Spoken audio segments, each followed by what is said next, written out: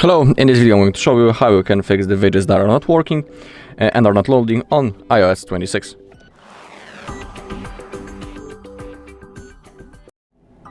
Okay, so sometimes we have a situation when we have our widget and simply not loading. In my case, currently everything is fine, but I had to simply remove the widget and add it once again, because, for example, I had my YouTube and it was completely white and nothing wanted to load.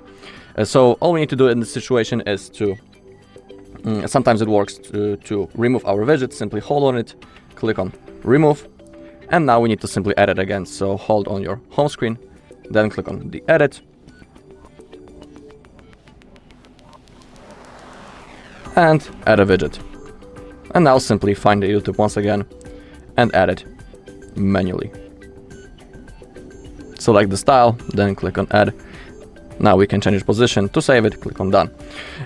If it won't work in your case, there's always a chance that it's a common problem, and we will have to wait for a patch or another official update from the Apple to solve this problem. But in my case, removing the widget simply helped.